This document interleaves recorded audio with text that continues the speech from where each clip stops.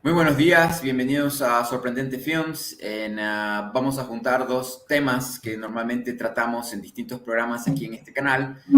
El análisis geopolítico o el diagnóstico geopolítico se llama el espacio con libros sorprendentes. En el día de hoy tengo el honor de poder conversar con un gran maestro, con un gran profesor, escritor, para tratar de este tema que podría ser tal vez una tesis, no sé si podría estudiarse o analizarse de una forma más académica, pero o no sé si también en otros medios de comunicación y de análisis como este espacio se ha tratado el tema de la no democracia en Estados Unidos, la monocracia, o sea, el poder de un solo grupo o de una sola persona en Estados Unidos, ¿no?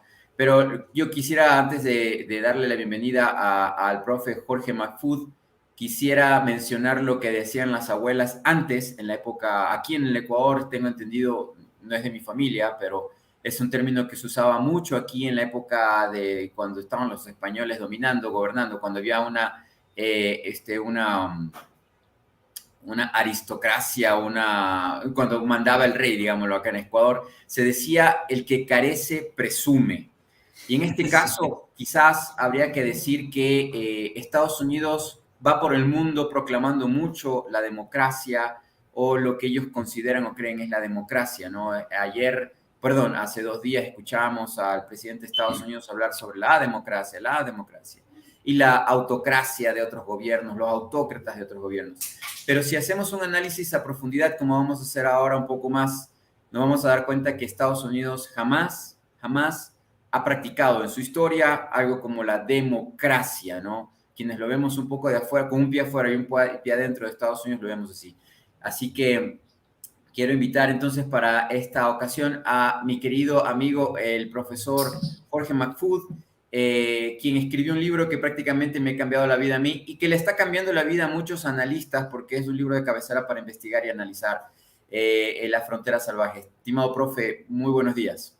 Buenos días, Hugo. Es un gran placer volver a tu programa que tuvimos hace como un año o algo así, Más o menos. conversando sobre varias cosas, sí.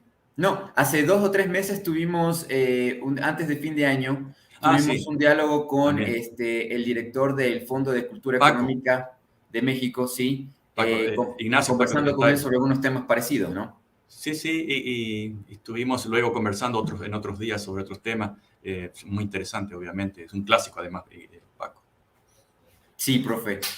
Mm. ¿Qué le parece toda esta situación de empezar a analizar, bueno, desde afuera? No creo que exista dentro de los 300 millones alguien que pueda decir, siquiera atreverse a decir que en Estados Unidos no ha existido, no existe la democracia.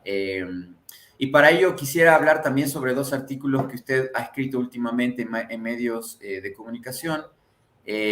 Así que no sé si le parece, empezamos con los comentarios de su último artículo, justamente sobre la democracia patriótica o el patriotismo en la democracia. ¿Existe tal cosa? Ah, de por sí es una construcción totalmente autoritaria e irracional lo del patriotismo.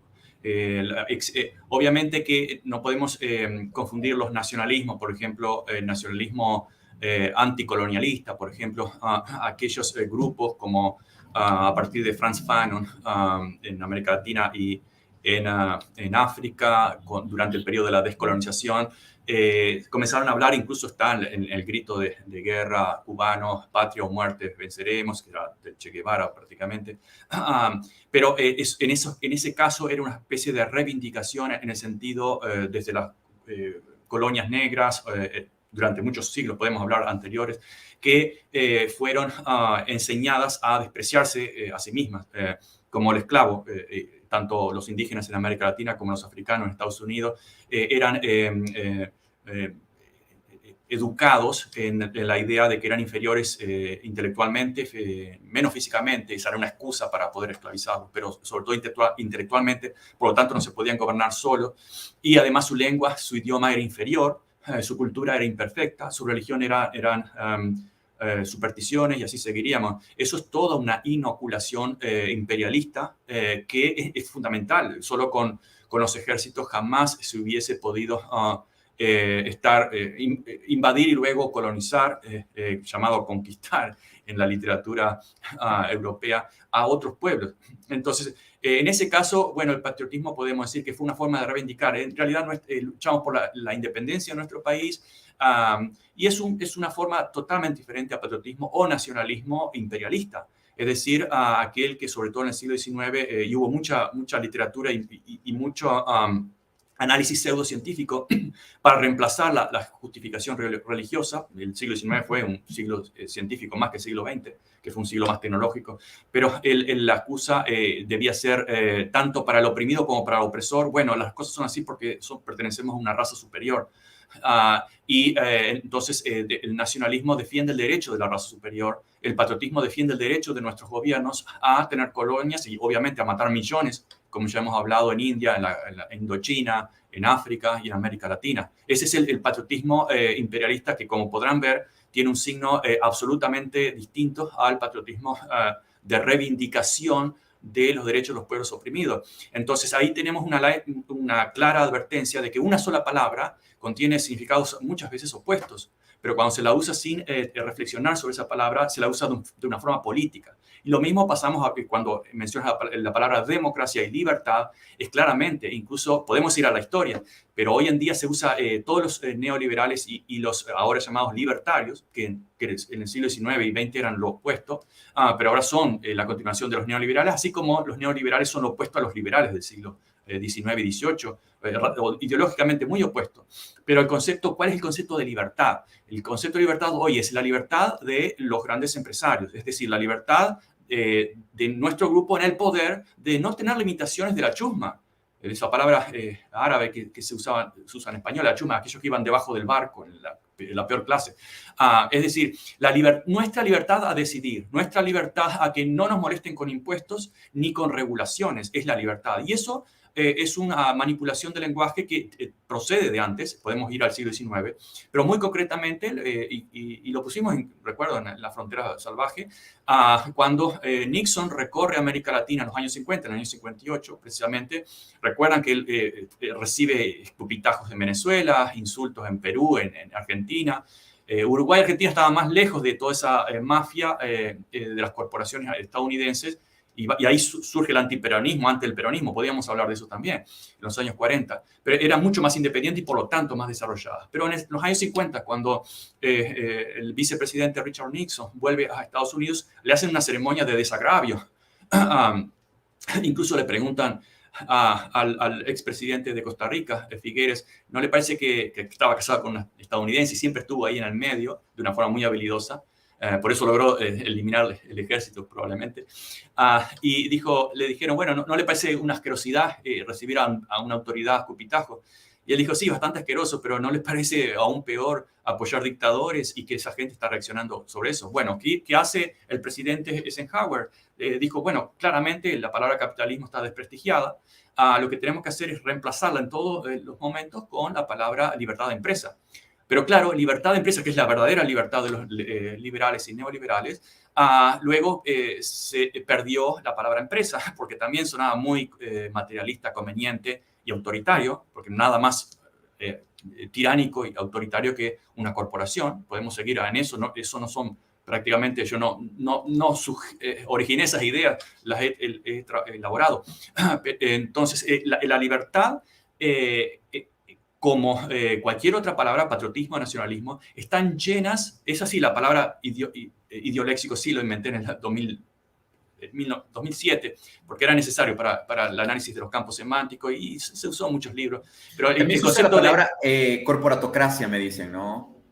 Bueno, eso es obvio, es una corporatocracia. Pero para redondear la idea anterior, el concepto de ideoléxico es aquellas palabras que contienen elementos ideológicos y son usadas automáticamente en una disputa dialéctica y política.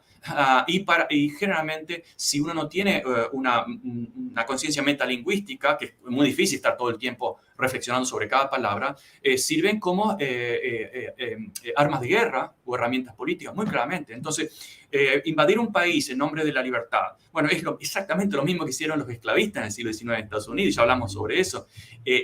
Cada vez que expandían el sistema de esclavitud, lo decían en el Congreso de Estados Unidos, y podemos mencionar muchísimos ejemplos que están en las transcripciones del siglo XIX, cuando le quitan las tierras a México, cuando toman Texas, etcétera, y después cuando van al Caribe y a Filipinas, claramente lo dijeron, nuestra misión es expandir la bendición de la esclavitud como una forma de expandir la libertad.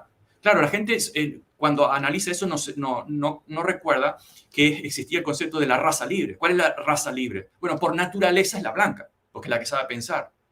Eso fue obviamente reforzado por toda esa narrativa, incluso religiosa, pero dejemos la religión por un momento, pues complicaríamos el análisis. Pero la idea de libertad ya en el siglo XIX se refería a la esclavitud. ¿Libertad de quién? Libertad de los amos, libertad de quien tiene el poder. Eso es el primer significado político de libertad, aunque si uno se detiene un poco, cualquier persona se da cuenta que libertad significa otra cosa.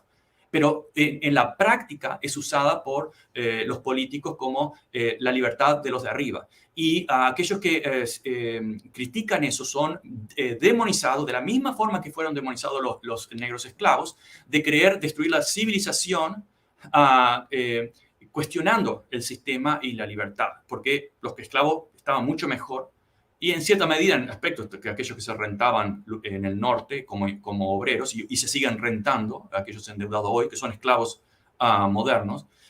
Pero bueno, todo el discurso para sostener la esclavitud entonces, en el siglo XIX, la esclavitud legal, y hoy la esclavitud de facto, es insistir sobre la palabra libertad, democracia, derechos humanos, que son todas muy apoyables, todas muy defendibles, todos estamos en favor de eso, pero en la práctica son excusas para obtener y consolidar la realidad estrictamente opuesta. Lo mismo la libertad de mercado.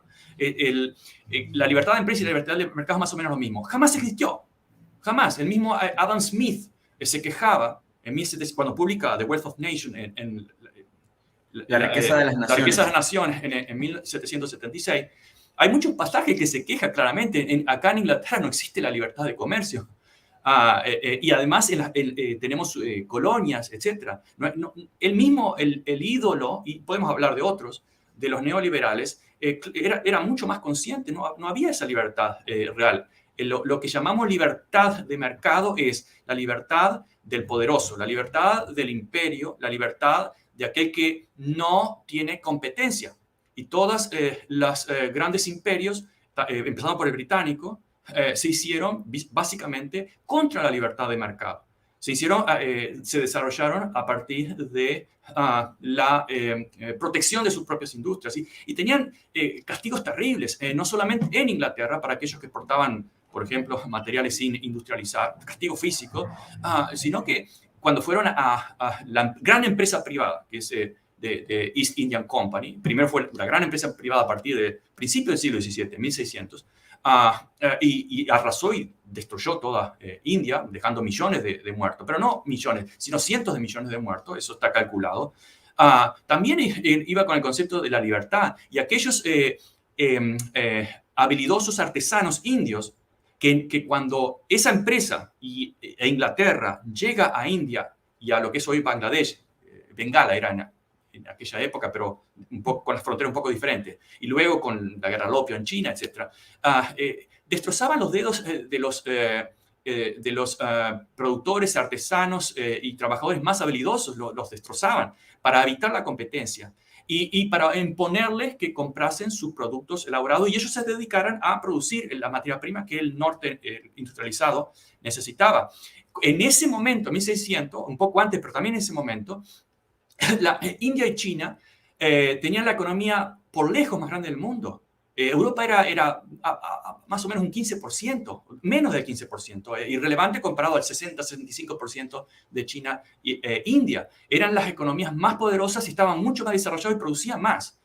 Pero, ¿cuál era el problema? El mismo de siempre. Los europeos tenían el fanatismo y la obsesión con la guerra y las armas.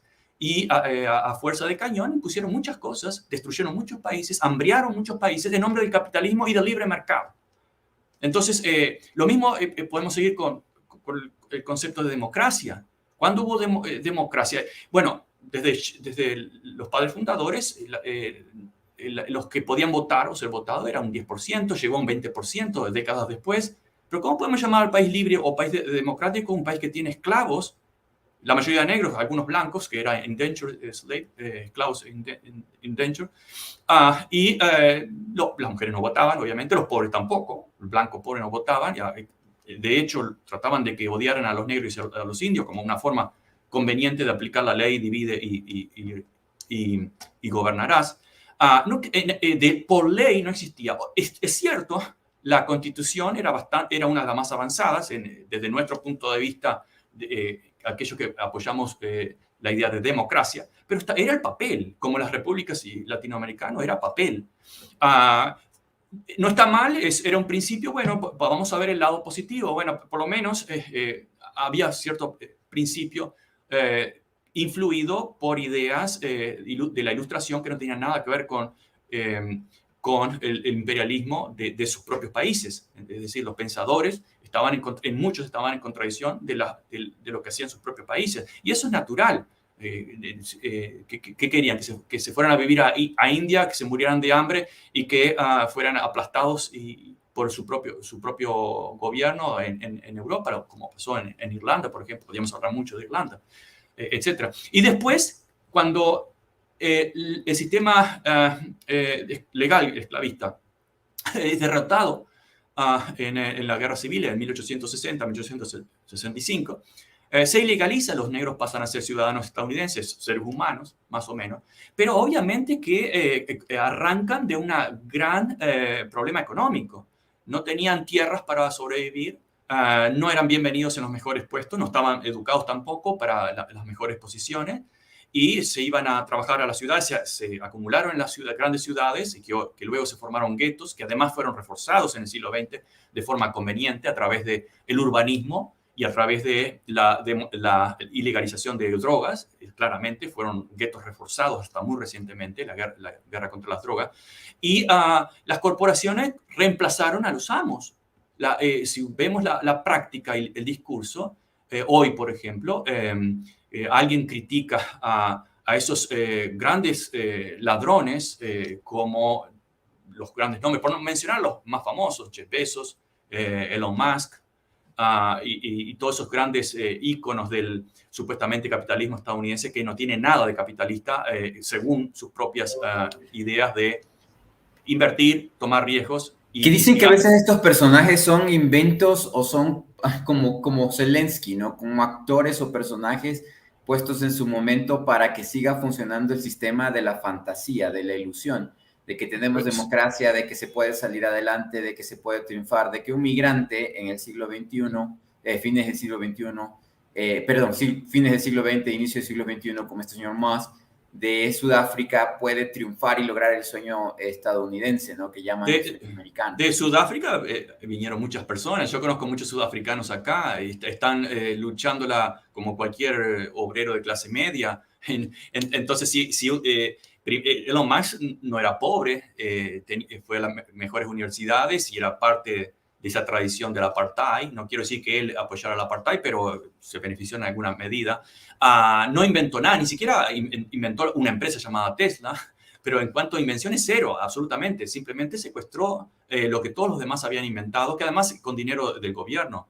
Ahora, si un sistema, y cada vez que aparece uno de esos, Elon Musk o lo que sea, lo ponen, aparece en las revistas, en la televisión, en los diarios. Primero, bueno, porque ellos mismos se promueven, como hacía Donald Trump, se promovía con varios millones de dólares como el genio, etcétera, por un tema de ego. Pero además el sistema mismo lo necesita como ejemplo. Lo mismo creo que ocurre en todos los momentos históricos. Los ejemplos son fundamentales, tanto ejemplos de individuos como ejemplos de países. Y por algo ciertos países fueron demonizados y destruidos, recordemos Chile, por ejemplo, para evitar el mal ejemplo. Y así seguirían con muchos otros casos. El ejemplo es fundamental. ¿Y cuál es el ejemplo en este caso que estás nombrando? Bueno, uno un pobre inmigrante llega a ser millonario y esa es la prueba de que el sistema funciona. Ahora, un sistema que funciona para el 0,001% de toda esa gente es obviamente muy cuestionable. ¿De qué estamos hablando? Todos los demás pobres o que fallaron en el intento no van a aparecer como casos de éxito, pero son los primeros encargados en repetir. No son capitalistas, son creyentes del capitalismo.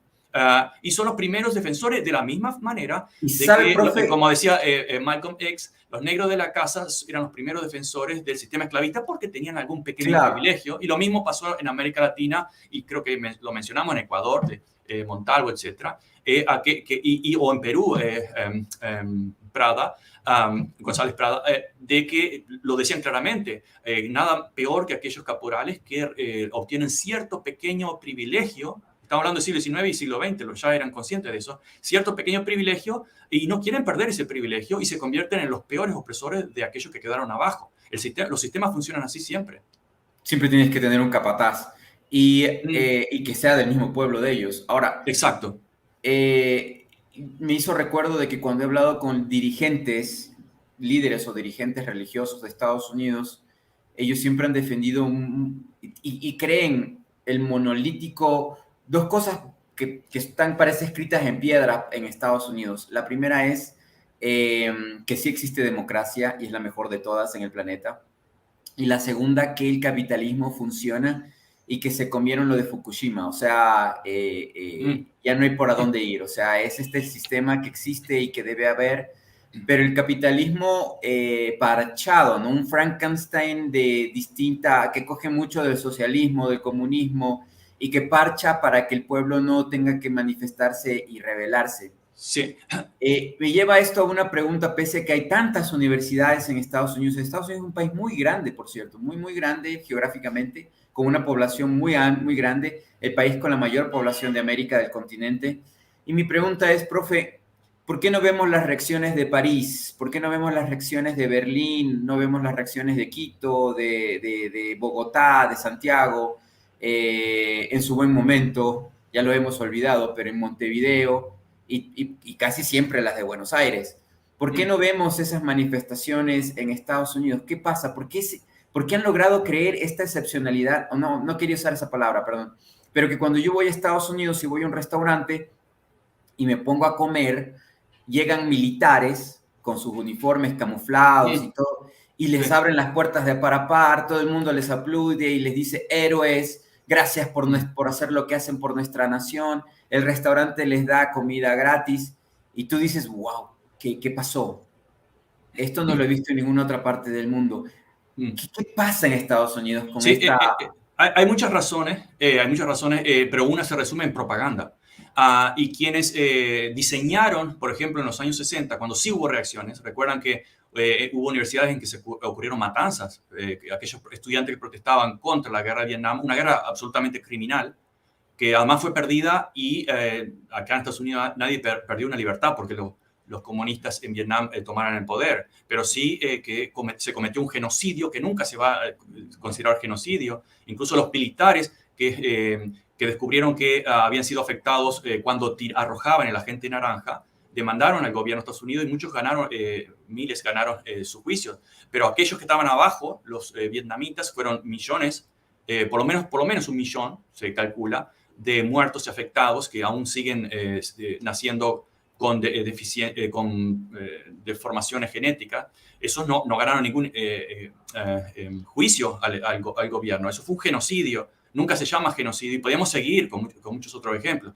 Pero ahora, cuando toda esa reacción fue muy fuerte, el mayo francés también hubo acá en Estados Unidos, ocurrió en Estados Unidos también, como en México y en otros lugares, en Nueva York, en Ohio, en muchas partes, fueron reprimidos con mucha violencia. Incluso los padres a veces apoyaron también, porque no es posible que los estudiantes no obedezcan a la autoridad, etc. Fueron asesinados también. Fueron perseguidos por el FBI y se probó que fueron todos los que fueron tenían una ideología diferente, ni siquiera comunista ni socialista, simplemente contra la guerra de Vietnam o contra el imperialismo que existían muchas alianzas antiimperialistas en Estados Unidos en el siglo XIX y XX. Luego todo eso fue liquidado con la fuerza de la propaganda. ¿Y cómo se hizo? Bueno, primero que es espontánea porque los grandes medios son privados y fueron privatizados, especialmente en los años 30. La radio pública era muy fuerte, había muchas cadenas, muchas universitarias, y se logró, a base de una mafia, privatizar cuando el sistema de radio estaba totalmente desarrollado. Los que estaban a favor de mantener por lo menos un 25-30% de cadenas públicas en distintos estados, administrados por las universidades, decían que era un medio poderosísimo de educación. Y quienes estaban en las empresas decían que era un medio poderosísimo para hacer beneficios. Y cuando tú finalmente ganas, que ellos ganaron, privatizaron casi todas, quedó la NPR y PBS aquí en Estados Unidos, que son las más decentes en cuanto a información objetiva y de contenido. Lo demás son casi todas de diversión o de propaganda política. Fueron privatizadas. Entonces, en primer lugar, el negocio de la gran corporación privada ya tiene en sí su ideología, aunque no la ponga de una forma consciente. Pero desde el punto de vista del gobierno, recordemos la CIA y otros organismos del gobierno son extensiones, yo le llamo las manos invisibles, bueno, creo que alguien lo sugirió antes, la mano invisible del capitalismo. Es decir, cada vez que aparece una verdadera democracia en algún país del mundo o incluso en Estados Unidos, eso es rápidamente demonizado y liquidado. Entonces, millones de dólares se puso durante el gobierno de Lyndon Johnson, para apoyar la guerra de Vietnam y demonizar a aquellos que estaban en contra como antipatriotas. El patriotismo es uno de los sentimientos históricos a lo largo de miles de años. Bueno, yo diría que como país es muy reciente. Antes del Renacimiento, básicamente era Dios y la religión, etc. Era un nacionalismo no tanto de territorio como hoy conocemos de países, los países modernos. Pero todo ese sentimiento se convirtió en el patriotismo actual desde el siglo XVIII, XIX y XX. Y es muy difícil cuando se crea una dicotomía de o somos nosotros o son ellos. Y aquellos que critican a nuestro gobierno, nada mejor que inventar una guerra, y cuando hay una guerra hay que cerrar filas. Recordemos que hasta Lincoln, que estaba en contra de la guerra contra México, dijo eso es inmoral, es para robarle las tierras y para extender la esclavitud, lo dijo él en los años 40. Cuando estalla la guerra, todos los que eran críticos se callaron porque pasaron a ser antipatriotas. Y Lincoln, de hecho, se retira de la escena política y tiene que volver después, bastante con mucho éxito en los 50 y 60, pero se retiró. Es decir, una vez que aparece, como decía una canción del siglo XIX, nuestro país siempre tiene razón. Así que ve, hijo, y muere por tu país. Ese fanatismo patriótico es muy funcional a aquellos que realmente tienen el poder, a aquellos que hacen dinero. Y recordemos, cuando termina la guerra de Afganistán, Washington... Washington, me cansé, pero el State Washington. Sí. Biden. No, Wall Street Journal. Así de simple. Pensaba en el Washington Post. No, también, no. Pero el Wall Street Journal se preguntó quién ganó.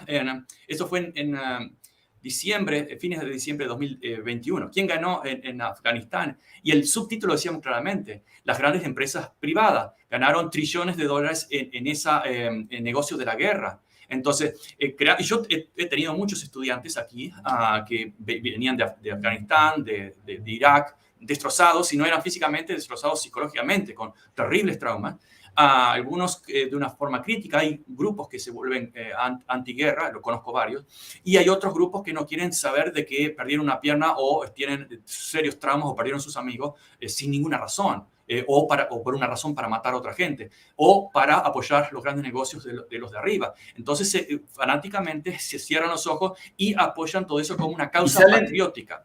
Y salen de una para entrar en otra, ¿no? Porque ahora, en cambio, Raytheon, la compañía que fabrica estos Javelin, estos pequeños misiles de infantería antitanque, Sí. están por todas partes en Ucrania. Y uno de los representantes de Raytheon es el actual secretario de Defensa de los Estados Unidos, ¿no? Que involucra a Estados Unidos de manera decisiva, sí, impresionante. Aunque el planeta se acabe, van a seguir apoyando la guerra en Ucrania, ¿no? Entonces, sí, pero y la explicación está en los grandes intereses económicos. Recuerdan que el mismo Eisenhower advirtió de ese gran peligro del complejo industrial militar. Recientemente, acá hay una sola narrativa, que es Putin es el único malo en esta historia. Yo personalmente creo que no debió proceder con la invasión, pero cada vez que insisto de que el primer responsable fue la OTAN, y es muy claro, y incluso antes de la guerra, ya habían sido provocados porque es un gran negocio el de la OTAN y el militar. Y volvemos al tema de la propaganda a través del lenguaje. Si escuchan todas las radios, incluso la más seria en Estados Unidos, hay solo una narrativa y uno puede decir, bueno, supongamos de que los otros no están en lo cierto, pero ¿y por qué no escuchamos aquellos que, como yo o algunos otros, que luego también nos trataron de demonizar en la prensa en Europa, podemos mencionar eso, pero ¿por qué ni siquiera hay un espacio abierto para eso? Entonces, recientemente venía escuchando en la radio NPR, repito, una de las más decentes, y insistían con dos formas de lenguaje. Primero, hablando de los mercenarios rusos. ¿Por qué mercenarios? Bueno, porque una parte de esas guerras están en manos de privados. Aquellos que reclutan, etcétera, no son directamente administrados, no son el ejército ruso. Pero ¿qué pasa con todas las guerras de Estados Unidos que participaban compañías como Blackwater, por ejemplo, que cometieron masacres? Blackwater cometió muchas masacres, pero hay una que fue juzgada por un bombardeo totalmente injustificado. Hubo muchos otros, pero a un mercado de las calles en Irak, y fue juzgado acá, encontraron que realmente eran culpables. Bueno, y unos años después, antes de que pagaran su culpa con algo de prisión o algo así, el presidente Trump los perdonó antes de irse. Así, porque, bueno, uno de ellos tenía relaciones con una de las ministras de Educación, de Bad, y todos tenían conexiones. Entonces, aquellas empresas privadas que se beneficiaron más a través del Pentágono, ¿no? Pero más aquellas que actuaron independientemente como subcontratistas, son mercenarios. ¿Por qué no decimos mercenarios y a nuestros enemigos, entre comillas? Pues no creo que tengamos enemigos como países, pero bueno, esa es la simplificación. Hay una declaración de la ONU. No, déjame, termino bien rápido. Sí, entonces, ahí ya, por ese lado ya tenemos una manipulación del lenguaje que es crucial, sobre todo en lo que podemos decir, entre comillas, una democracia, que todavía más o menos en algunos aspectos funciona así. Y en otro lado, por ejemplo, el tema de los oligarcas. Hoy de mañana escuchaba otra vez en la radio, mientras venía para el trabajo, sobre cómo los oligarcas rusos tienen influencias en el gobierno, etc. Pero es como si nos estuvieran tomando el pelo, y lo dicen en serio, gente muy seria. ¿Qué pasa con las corporaciones de Estados Unidos? Que escriben las leyes acá en Estados Unidos, y eso lo sabemos y lo hemos dicho hace 10 años, ha sido probado incluso por algunos medios estadounidenses y por otros investigadores. Escriben la ley en Estados Unidos. ¿Por qué Elon Musk no es llamado un oligarca que tiene el poder de manipular el algoritmo como se le antoja, incluso para que sus propios tweets aparezcan más visiblemente, algo casi infantil parecería, pero tienen todo ese poder? No son llamados oligarcas. Entonces, cambiamos el nombre y cambiamos la realidad. Es fundamental. Entonces, ¿cómo, para volver al inicio de tu pregunta, cómo no entender que la gente actúe de una forma si es tan fácilmente manipulable? Hay un tercer factor que muy rápido y te dejo. El tema de la necesidad. De la misma forma que los países colonizados o endeudados están atados por la necesidad de deuda, necesidad de pobreza, etc., necesidad de venderse y rentarse fácilmente. Lo mismo está ocurriendo y ha ocurrido por mucho tiempo, pero aún más radicalmente hoy en día, con los propios ciudadanos estadounidenses. Están súper endeudados, trabajan en 2 o 3 empleos solamente para tener algún beneficio de salud. ¿Y cómo podemos pedirle que esa gente agotada vuelva a su casa y se ponga a estudiar o a analizar algo? Prende el televisor, va a las redes, ¿y qué es lo que tiene? Lo que los medios dominantes, tanto en la clásica televisión, diarios tradicionales, como en las redes sociales, les dicen. Entonces, es una población muy fácilmente manipulable, y acá no estamos haciéndonos los listos, pero considerando las necesidades y la 0 hora y 0 energía que tienen para hacer investigación o para ocuparse de cosas diferentes, son muy vulnerables a la manipulación de propaganda. ¿Y la propaganda de dónde está? ¿Cuántos pobres pueden tener cierta influencia en el New York Times o en Fox News o en las cadenas de Ecuador o de Argentina o de Uruguay? ¿Cuántos? Prácticamente ninguno. ¿Por qué? Cuarto punto, están totalmente desmovilizados. En Estados Unidos ahora hay una reivindicación de los sindicatos, que claramente está asociada con la pérdida de capacidad de compra o de ingreso, claramente, directamente desde los años 80. La demonización de los sindicatos que van a destruir el progreso y van a espantar a los inversores, etc. Lo mismo pasa en los países del llamado tercer mundo o del sur global. Y bueno, todo ese menú, todo es muy consistente para explicar por qué la propaganda es tan fácil y por qué la narrativa viene de arriba y no de abajo. Eso es muy lógico. Hugo, querías intervenir. Ahora, en el tema de la nueva democracia, ¿cómo ve usted este nuevo panorama de Europa y Estados Unidos en crisis? ¿Cree usted que hay una nueva configuración? Porque usted acaba de mencionar el tema de los países llamados del tercer mundo. Que es una denominación de la Guerra Fría. El segundo mundo era el bloque soviético y el tercer mundo eran los países pobres. Pero los países pobres, durante siglos, fueron los que explicaron la revolución industrial y los que explicaron el llamado desarrollo del primer mundo. Es muy simple. La industria, el capitalismo no nace del comercio. El comercio siempre existió y fue muy vigoroso, incluso en Europa, pero mucho más en Asia y en otras partes del mundo. Nada más que fue destruido el libre mercado. Y lo que nace fue el monopolio de una industrialización creciente. ¿Por qué? Porque la tierra en Inglaterra, la tierra comunal, en Europa también existía, especialmente a partir del feudalismo, pero incluso en el Renacimiento, existía tierra comunal. Todo eso fue privatizado y a raíz de esa expulsión de esa masa de gente, en el caso de Inglaterra, de ingleses pobres, que se fueron a las ciudades. ¿Qué hicieron en las ciudades? Bueno, fueron fundamentales en el desarrollo de las industrias. Pero ¿cómo mantenemos eso con una agricultura en cierto momento sin gente, como luego pasó en Irlanda, luego pasó en el llamado tercer mundo o el sur global? Bueno, con el oro que procedía de las Américas, a través de España, que para pagar sus guerras iba a los bancos, iba a Europa y en parte a Inglaterra. Dejemos de lado lo que se robaban los piratas ingleses para pagar las deudas inglesas.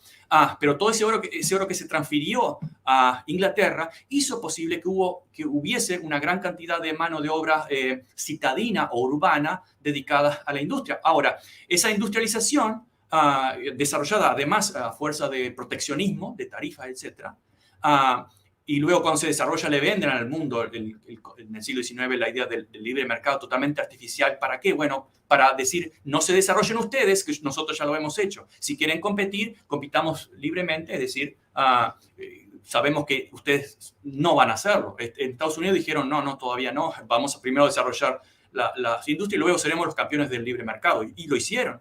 Fueron más listos que los sudamericanos o en América Latina, pero en otros países, en otras partes, tanto América Latina, pero en otras partes no tuvieron opción. África, cuando surge la revolución industrial, un poquito antes, estaba económicamente más o menos a la par de Europa. Asia estaba muy por lejos por encima.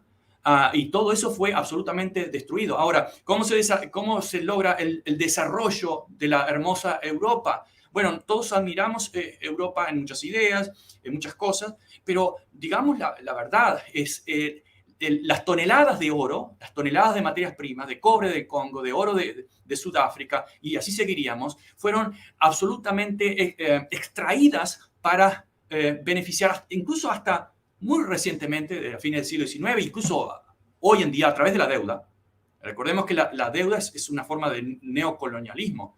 Los países pobres endeudados, y voy a saltar a otro tema, discúlpeme, pero los países pobres o en desarrollo, llamados en América Latina o en África, todos esos fueron endeudados por una imposición de deuda a en las dictaduras militares amigas. ¿Por qué? Porque había que mostrar el buen ejemplo de que ese será el camino. Incluso por liberales como Hayek y Friedman decían, no me interesa si no hay democracia, lo que importa es que respeten el liberalismo económico. Y esa es la idea de la libertad, muy clara, lo dijeron explícitamente. Entonces, toda esa masa de deuda explota en los años 70 y 80, durante Reagan, con la subida de intereses para bajar la inflación. Y hay una posición de varios economistas de mencionar que esas deudas son las que sostuvieron la no quiebra del sistema capitalista de Estados Unidos. Es Sí, decir, sí.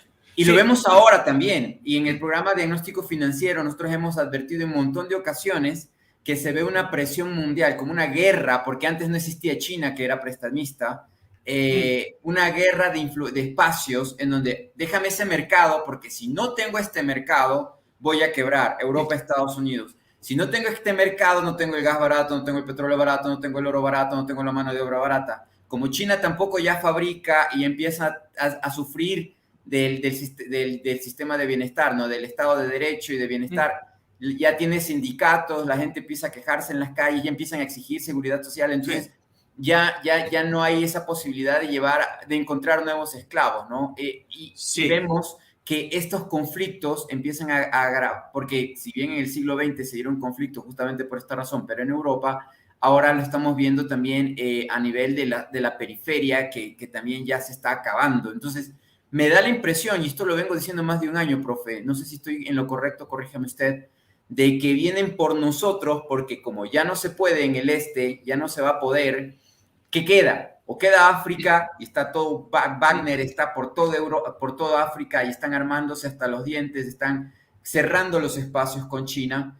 Quedaría solamente América del Sur, Centroamérica, para ver si con eso pueden salir de esta grave crisis, porque lo que se vive en Estados Unidos es una grave crisis de deuda, de hiperinflación. Es una grave crisis de deuda y crisis social que va a explotar tarde o temprano, no podemos ponerle fecha, pero es evidente que eso es una grave crisis y probablemente un cambio de modelo, pero eso ya sería más largo plazo. Pero básicamente tuvimos el periodo colonial, primero de una empresa privada, como ya dijimos, en India, empresa privada inglesa que destruye y mata millones de personas. Luego el mismo gobierno, eso eran las clásicas colonias, en Asia, en África sobre todo, en América Latina un poco antes.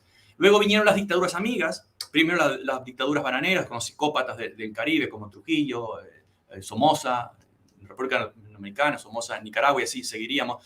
Luego vino la Guerra Fría, luego de que se recuperaron algunas democracias gracias a que Estados Unidos decidió retirarse con la política del buen vecino de Roosevelt, Franklin Delano Roosevelt. Y luego vinieron las dictaduras amigas, y cuando las dictaduras amigas fracasaron completamente, ni hablemos de derechos humanos, hablemos solamente de economía, económicamente fueron un desastre a pesar del tsunami de dólares que tenían. Recordemos los ejemplos, malos ejemplos como Chile de Allende o la Cuba de la revolución, fueron totalmente aplastados, o Venezuela hoy en día, fueron aplastados con bloqueos para evitar el mal ejemplo. Es decir, los créditos se cortaron, como se cortaron en Chile, como se cortaron para Venezuela, etcétera, más recientemente.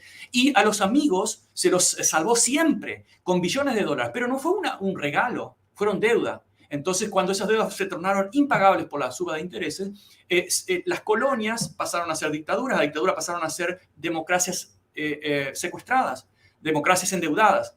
¿Y qué pasa hoy, incluso hoy en día? Es un tema monetario. Si los países llamados del tercer mundo o del sur global necesitan producir para comprar dólares y compran dólares para pagar deuda.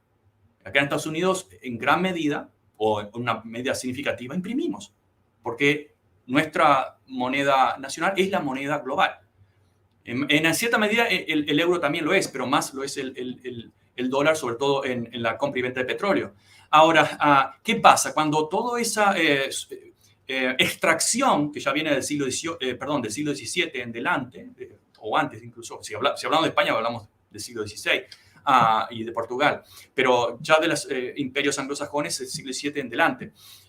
Cuando todo eso deja de servir como fuentes de extracción, como fuente de mano de obra barata, recordemos, era necesario mantener a la población ignorante, empobrecida, embrutecida, porque si no tenemos las commodities o las materias primas con precios cada vez más elevados.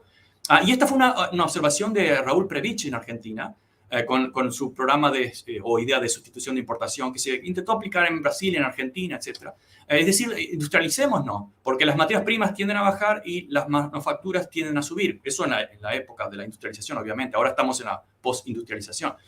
Y todos esos ejemplos de posible independentismo fueron destruidos con intervenciones militares criollas, apoyadas casi siempre por la CIA. En África hay 500 ejemplos, en América Latina también, en Asia también, Indochina, bueno, es parte de Indochina. Indonesia, me estaba queriendo referir con Sukarno. El gran pecado del revolucionario indonesio fue asociarse al grupo no alineado, que con Ghana y otros países, luego Libia con Gaddafi, Gaddafi, que luego obviamente es asesinado y Hillary Clinton festeja el asesinato de una forma totalmente criminal.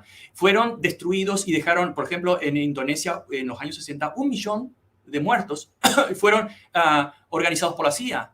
Y al principio quisieron culpárselo a la resistencia, no, la resistencia, los rebeldes comunistas. Y luego se descubrió que era lo contrario. ¿Y qué pasó? Dejaron a un títere, como siempre, los 60 en delante, para prevenir la independencia. Ahora, y termino con esto, si todo eso comienza a disminuir, si el capital fácil del tercer mundo, que era la mayor parte del mundo, no es del Ecuador hacia abajo, sino hacia el sur, sino mucho más, comienza a secarse, Europa y Estados Unidos dejan de ser los genios y los inteligentes del mundo, y su poderío naturalmente comienza a decaer y su nivel de vida comienza a decaer. Pero ¿qué pasa? En Estados Unidos ese nivel de vida de los obreros de la clase media ha decaído consistentemente de una forma brutal.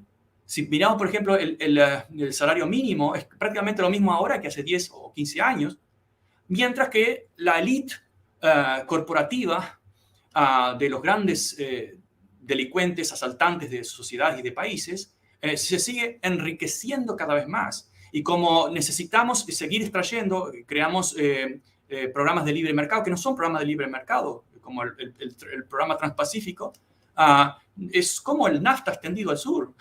Es totalmente negociado en secreto. ¿Dónde está la democracia ahí? Totalmente negociado en secreto. ¿Y cuál es la idea? Bueno, no es reducir las tarifas tanto, porque las tarifas ya están muy bajas. La idea básica es ampliar los derechos de las corporaciones. Y ocurrió en Ecuador, por ejemplo, ocurrió en Uruguay con Philip Morris. Una compañía privada le hace un juicio a un país. Antes era al revés, los países eran intocables. Ahora es al revés, los países no pueden hacer un juicio a las grandes compañías, sino al revés, las grandes compañías le hacen un juicio porque tocan sus oportunidades de hacer más beneficio. ¿Y qué pasó con eso? Bueno, son leyes pasadas por ¿quién? ¿Por los pueblos? Pasadas por aquellos que están en los gobiernos a través de las comisiones de redacción de leyes o a través de la propaganda o de la extorsión de países que están necesitados, y empobrecidos y endeudados. Y la idea es más libertad, pero ¿para quién? Libertad para las grandes corporaciones de decidir qué leyes son buenas y de decidir cuándo vamos a hacerle un juicio al gobierno. Repito, vos sabes muy bien ahí con las petroleras en Ecuador y hay otros ejemplos. Eso es democracia, sí, es una dictadura global y nacional.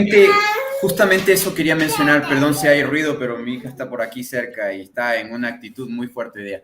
Es parte de la buena realidad, los problemas de la buena realidad. Mi rutina es trabajar cuidando a esta pequeña jefa. Pero bueno, le decía, hace 2 años, antes de que Guillermo Lasso llegue al puesto, se peleó muchísimo por de los tratados de inversión bilateral y recíproca. En Estados Unidos se inventaron, más bien, en el siglo pasado, algo que se llama las mediaciones. Y las mediaciones es un grave engaño que nos han metido en la cabeza. Y esto es algo muy interesante porque en mi época universitaria tenía muchos amigos que estudiaban Derecho en universidades privadas de aquí del Ecuador, de derecha, y uno de los requisitos o algo con los que los enganchaban era este tema de que estudien en las cámaras de comercio mediación y arbitraje. Y ahí se involucran desde esa temprana edad, a sus 20 años, pensando de que es la panacea, es el sueño ideal. Y en el caso de la mediación del Banco Mundial, cuando tú firmas una inversión de una corporación estadounidense para que venga a sacar petróleo en Vaca Muerta, en Argentina, en Ecuador, Sí. en los campos petroleros del Oriente, Perú, etcétera, tú firmas estos acuerdos. La Constitución del Ecuador del 2008, y quería también enganchar este punto, la Constitución del 2008 de Montecristi, de Manabí, que es muy innovadora en muchas maneras, prohíbe este tipo de acciones que le quitan la jurisdicción o el derecho de Ecuador de defenderse en su propio territorio, la extraterritorialidad. Estados soberanos es un Exacto, la principio, soberanía. pero Perdón. resulta que ahora las compañías son las soberanas. No, te interrumpo. Exactamente. Y le comento una cosa, profe. Estadísticamente, Ecuador, cuando ha ido a arbitrajes en el Banco Mundial, que es parte de la herramienta de Estados Unidos, Sí. ha perdido todos Sí. los arbitrajes. Absolutamente. No existe un solo arbitraje, sea de la Chevron, sea de empresas mineras, sea de empresas... ¿Quiénes son los presidentes siempre históricos del FMI y del Banco Mundial? El FMI son siempre europeos y del Banco Mundial son siempre estadounidenses. Y la paradoja es que es el Banco para el Desarrollo. Ninguno de los presidentes, excepto uno más o menos, pero ninguno de los presidentes tenía ningún background o especialización en desarrollo. Eran parte de los grandes lobbies de grandes compañías, pero de compañías que tienen más poder, incluso más dinero que muchos estados. Es muy lógico qué es lo que van a arbitrar. Son ellos los que escriben las leyes. Cuando los pueblos se metieron, ¿qué voz tiene un pueblo en una de esas terribles mafias internacionales? Cero voz. Es más, cuando se junta un pueblo como un gobierno, ni siquiera en ese caso. Pero mire lo que le pasó a los presidentes que buscaron y promovieron esta salida o estas nacionalizaciones de hidrocarburos para salirse de estos tratados que exigen estos protocolos de mediación. Ecuador, Correa. Evo en Bolivia, sí, casi asesinado. Lo recordamos muy bien. En México, hace pocos días estalló la bomba de litio en México con el presidente Andrés Manuel López Obrador. Y yo le digo a los mexicanos, o al presidente de México, agárrese fuerte, porque lo que le viene encima cuando salga del poder del Ejecutivo es terrible. Tiene que haber un amedrantamiento, un escarmiento de lo que este gobernante está haciendo. Pero son cosas que se están dando en América por este nuevo proceso. Y yo quería preguntarle a usted, profe, que conoce también desde la Florida, desde la universidad donde trabaja, una visión global desde arriba hacia abajo, desde el centro, bueno... Arriba hacia abajo no. Usted lo menciona, la línea Ecuador, ¿no? A mí me parece interesantísimo cuando el Comando Sur habla del hemisferio, porque ni siquiera saben de geografía o están confundidos, ¿no? Sí. Cuando usted acaba de mencionar desde Ecuador abajo, ahí es el sur, y desde el Ecuador hacia arriba es el norte, ¿no? Pero ellos hablan de Centroamérica como que fuera un centro. Realmente la línea Ecuador debería estar quizás en Nicaragua para decir que el centro aún más arriba. O más arriba, perdón. Gran parte de África está sobre el norte de Ecuador. Exacto. Y Asia. El desarrollo del norte o del hemisferio norte, pero ojo, Costa Rica, Guatemala, Honduras, Nicaragua y casi la gran parte de los países africanos están en el norte. Entonces, pero bueno, eso es otra cosa. Incluso recordemos la distorsión del mapa clásica, ¿no? Que parece que el norte es una pequeña minoría, incluso geográfica. Geográfica porque es pequeño, exactamente. Es pequeño, es básicamente Europa y Estados Unidos, y dentro de Europa y Estados Unidos, la mayoría de la gente que no tiene ninguna voz ni voto en eso. Están distraídos en pelearse entre ellos, entre republicanos y demócratas, entre conservadores y liberales, entre la religión y los no religiosos, etc. Mientras alguien se está haciendo la fiesta en cuanto a dinero y poder, que es lo que decide las políticas y las pasiones incluso. Exactamente. Ahora, yo no quería... Hay muchos temas en el tintero, como dicen acá, pero yo quisiera pasar a lo que el profe está haciendo en estas últimas semanas, meses. Por ejemplo, esto del otoño de la plutocracia, y también mencionar al público de aquí de la transmisión, si no tienen este libro que lastimosamente el gobierno de Guillermo Lasso y una empresa de courier privado quiso destruirme y me demoró casi un año en tener. Pero bueno, más allá de eso, que es el libro La Frontera Salvaje, 200 años de fanatismo anglosajón en América Latina, que se lo recomiendo al público que está viendo. la gente está escribiendo y preguntando muchos temas y lastimosamente no podemos por tiempo, el profe tiene que ir a dar clases en la universidad ahora, pero resumo casi todas las preguntas en dos. ¿Qué nos queda? Entendemos algo de... Primer tema que siempre veo en los chats. Nadie sabe de lo que hablamos, profe, en América, como nos llaman, América Latina. Nadie ha escuchado jamás de lo que conversamos en estos espacios. ¿Por qué la pregunta? ¿Por qué no sabemos el pasado de la relación Estados Unidos o la anglósfera versus nuestros países? La relación también negativa que ha tenido Europa versus nuestro continente, por lo menos nuestra región, ¿no? Porque ya pedirle al público conocimiento de China o de África ya es mucho, pero por lo menos de nuestros países y nuestra relación con Europa y Estados Unidos, ¿por qué se da este tema? ¿Por qué las universidades no lo tratan? Y la segunda, obviamente, hablar sobre sus libros, profe.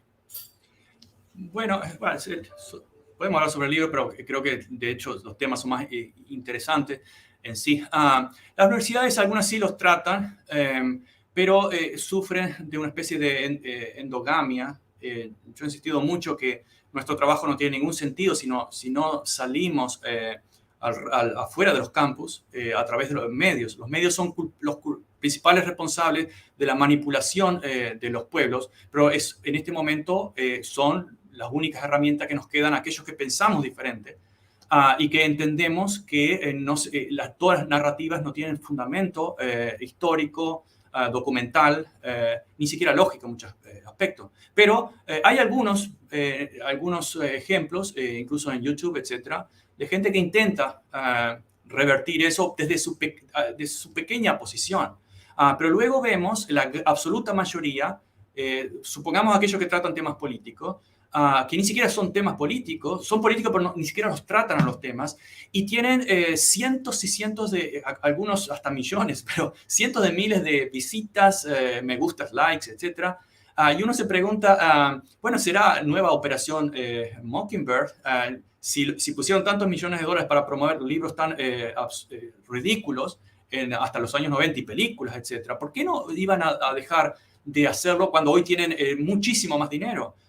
Claro, yo no tengo pruebas en este momento, tengo pruebas de lo anterior, pero no tenemos pruebas porque no se ha desclasificado, no se ha filtrado. Hay algunas filtraciones, sí, que demuestran la manipulación de la prensa. Por ejemplo, incluso hay un informe del año 2013 del Senado, como hubo en los años 70 de la comisión Church y Pike, en el representante y Church en el Senado, que en parte descubre la operación Mockingbird, pero dejaron muchísimo afuera y luego otros análisis lo pusieron en evidencia. Y luego incluso las memorias de los agentes secretos lo reconocieron. Hay decenas de libros escritos directamente. Hoy es más difícil, obviamente, el presente siempre es más difícil, no sabemos ni sabemos qué está pasando en el edificio al lado. El presente es muy difícil de ver.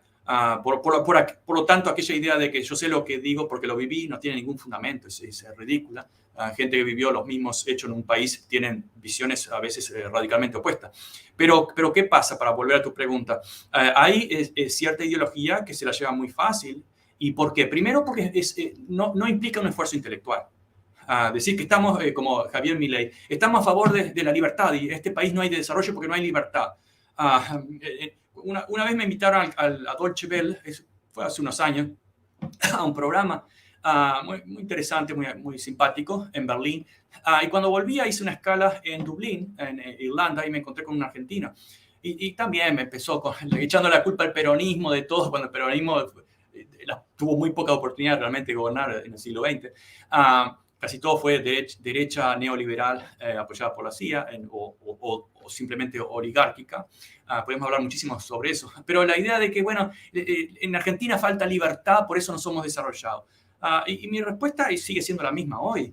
Para que Argentina fuese como Estados Unidos, primero, y ahí lo conecto con un artículo que se escribió en el Washington Post cuando Argentina jugó la final, antes de jugar la final con Francia, que, bueno, Francia eran la mayoría afro-franceses o negros, y Argentina la mayoría blanco o rubios, como Messi, etc. Y la profesora, una persona nada ignorante, puso algunos puntos, está bien, correctos, pero se olvidó del principal. En Argentina no hay una gran cantidad de población africana. En Uruguay hay más, y en Brasil mucho más, obviamente. por la razón de la esclavitud. La economía de agricultura intensiva requería más mano de obra, por lo tanto se esclavizaron y se brutalizaron más la población y a los africanos o afro-brasileños. En el caso de los países andinos, la minería requería mano intensiva, por lo tanto se brutalizó esas personas y la cultura. Se trató de desmoralizarla como algo feo y algo peligroso e inferior. Pero en el caso argentino y Uruguay, bueno, la ganadería era un sistema mucho más extensivo y requería menos de trabajo esclavo. Ese es un aspecto. Pero hay otro aspecto fundamental. El primer aspecto no lo mencionaron en el Washington Post, pero hay otro aspecto aún más importante, que lo he resaltado varias veces. Argentina no invadió África por siglos, no la destruyó ni Argentina, ni Uruguay, ni ningún país latinoamericano. Si lo hubiéramos hecho, hoy seríamos desarrollados y seríamos expuestos a nosotros mismos como modelos del desarrollo y de la belleza racial incluso. Pero no lo hicimos. Los europeos lo hicieron. Francia destruyó, como Bélgica, esto lo saben, Holanda, Inglaterra, muchos países por siglos, especialmente en los últimos siglos africanos, se llevaron todo lo que podían llevarse, continuaron luego extorsionando a través de las deudas. Y claro, la gente pobre, ¿dónde va a ir? ¿Dónde se creen que van los pobres sudamericanos, centroamericanos o africanos? ¿Qué se van a ir? ¿A la Polinesia? A morirse de hambre o a otro país como Cuba, que está totalmente acosado y empobrecido por el sistema capitalista. Tenemos realidades concretas, necesitamos vivir y alimentar a nuestra familia. ¿Dónde vamos a ir si en nuestros países no tenemos oportunidades, como me pasó a mí durante la crisis neoliberal a principios del siglo? ¿Dónde vamos a ir? A pesar que resistimos, recibes invitaciones y posibilidades porque tienes un título universitario o tienes dinero o simplemente eres pobre y vas de ilegal. Vas a dónde está el dinero, dónde está el trabajo. Es simple lógica. Siempre ha ocurrido así durante miles de años. Ahora, entonces, ese es un elemento fundamental del expolio que han hecho los grandes países sobre otros países del llamado sur global. No sé si me repetís la pregunta porque me extendí demasiado por otras áreas. No, sí, yo creo que más para adaptarnos ya a este siglo XXI, porque todo lo que mencionas está muy bien. Vuelvo al tema de la democracia, ¿no? Nosotros, hay distintos tipos de cracias en el mundo, ¿no? Bastantes adaptaciones de esta terminología sí, que se ha prostituido. Pero yo no conozco a lo que iba, a lo que usted decía como profesor que estudia estos temas. Yo no he leído quisiera tener tiempo para leer la Constitución de Bolivia y las últimas, para seguirle el camino de lo que va pasando. En América del Sur, en Ecuador, en el 2008 se aprueba la Constitución de Montecristi, se aprueba el quinto poder, que es el Consejo de Participación Ciudadana y Control Social. Cuando Lenín Moreno hace el giro de traición hacia Correa para apoderarse de los vocales de este Consejo de Participación, se les ocurre a Guillermo Lasso y a Lenín Moreno la genial idea de que la gente apruebe por consulta popular que los vocales o consejeros de este Consejo de Participación, que son 5, sean escogidos de manera democrática por elecciones, sí, y que no pertenecieran a ningún partido político nunca. Y este es el primer salto hacia que yo conozco de la historia de la democracia sin partidos.